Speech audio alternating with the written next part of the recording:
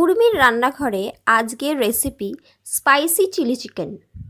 তাহলে চলুন দেখে নেওয়া যাক আজকের এই রেসিপিটি। চিলি চিকেন বানানোর জন্য আমি প্রথমে এখানে কিছুটা বোনলেস চিকেন নিয়ে নিয়েছি। চিকেনটাকে ভালো করে ধুয়ে নিয়েছি। তারপর চিকেনটাকে ম্যারিনেশন করব।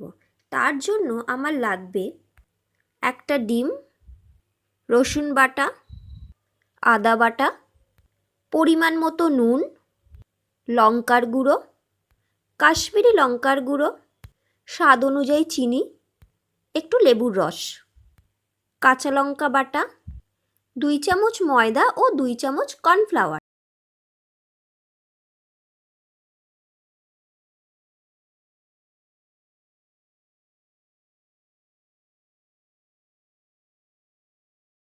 দুই চামচ সয়া সস ও সামান্য পরিমাণে বেকিং পাউডার দিয়ে সমস্ত উপকরণকে একসাথে মিক্সড করে নিলাম। ভালো করে মেখে ঢাকা দিয়ে রেখে দিলাম। 30 মিনিট পর কড়াইতে সর্ষের তেল ভালো করে গরম করে একটা একটা করে মাংসের টুকরোগুলো ছেড়ে দিলাম। ভালো করে নেড়ে চেড়ে এপিটোপিট দুপিটি চিকেনগুলোকে ভালো করে ভেজে নিয়েছি। চিকেনগুলো ভাজা হয়ে যাবার পরে সেগুলো অন্য একটা গামলায় তুলে রেখেছি। তারপর কড়াইয়ের তেলের মধ্যে রসুন বাটা, আদা বাটা দিয়ে নেড়ে চেড়ে পেঁয়াজের টুকরোগুলো দিয়ে দিলাম। পেঁয়াজের টুকরোগুলো একটু নেড়ে চেড়ে কাঁচা লঙ্কা ও ক্যাপসিকাম দিয়ে আবারও নেড়ে চেড়ে নিলাম। তারপর নুন দিয়ে দিলাম। আমি এখানে কোনো টমেটো সস ব্যবহার করিনি, তাই টমেটো পিউরি করে নিয়েছিলাম, সেটি এখানে ব্যবহার করেছি। তারপর একে একে চিলি ফ্লেক্স, সয়া সস ও চিনি দিয়ে আবার নেড়ে চেড়ে নিলাম।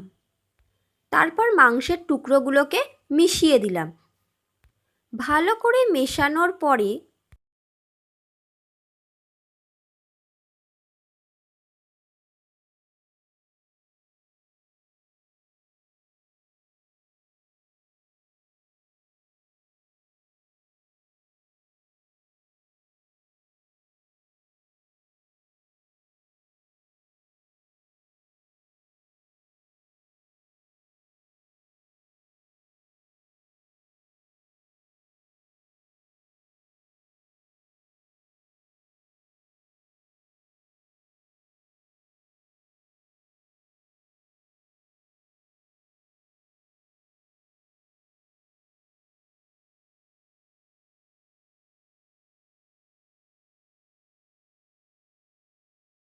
জল দিয়ে দিলাম সিদ্ধ হবার জন্য।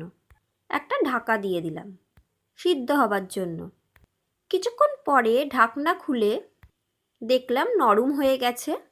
তখন আমি আগে থেকে 2 চামচ কর্নফ্লাওয়ার জলে গুলে রেখেছিলাম, সেই গোলাটা দিয়ে দিলাম, মিশিয়ে নিলাম সেই তরকারির সাথে। তারপর নেড়ে চেড়ে 1 ফুট ফুটিয়ে নিলাম। মাখো মাখো হলে নামিয়ে নিলাম।